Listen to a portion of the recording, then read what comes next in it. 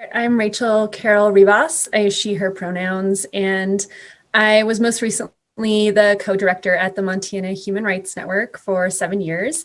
This last cycle also got really engaged in a no campaign against LR 130, which was a really nasty anti-local democracy and sort of pro-gun rights movement that we were a part of a great team, including public employees unions and the League of Cities and Towns and the Moms Demand Action Every Town for Gun Safety crew, and really happy to be part of a pretty amazing coalition on that effort.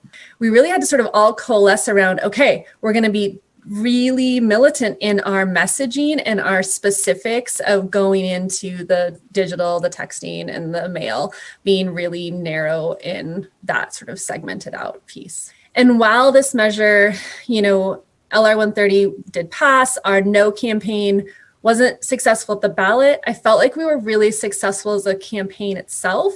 And from a practitioner space, felt really good about the strength of coalition and the work we did.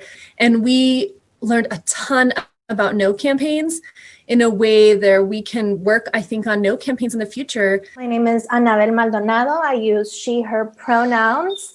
I was the former state director for Invest in Ed, Prop 208 in Arizona. We had to adapt and shift really quickly.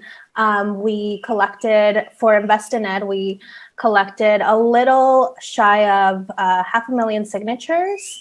There was maybe like a 2-week gap where we kind of paused and had to re-strategize, but overall continued. We started organizing drive-through, sign the petition, collaborated with other campaigns, with our 2 biggest coalitions to do that in partnership with the voter registration efforts that were happening across the state. In past election cycles, there's a tendency to be hyper-focused on Maricopa County, which is kind of the bulk of voters in the state.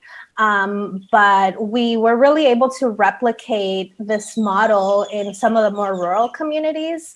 And, when we talk about leaving something behind, obviously we won, and we're so happy that after, so many tries, this is finally passed. That we were able to really build some solid leadership in some of these rural communities where we let folks run with it and had a really strong distributed organizing model that I have not seen in past election cycles. My name is Molly Fleming. My pronouns are she, her, hers, and I'm the director of Move and Move Action, which are C3 and C4 coordinating tables in Missouri and hubs for grassroots organizing.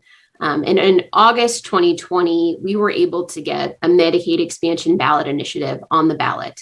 And so we were really challenged. Initially, we were planning a large scale get out the vote door program. So we had to figure out, how do we take this large scale program that relies on training people in person and adapt it to the virtual world? And so we were able to develop a lot of roles that in the last 10 days empowered our collaborative to run a really large scale centralized GOTV program, which is something we had not at the time done before in Missouri, in person or remotely.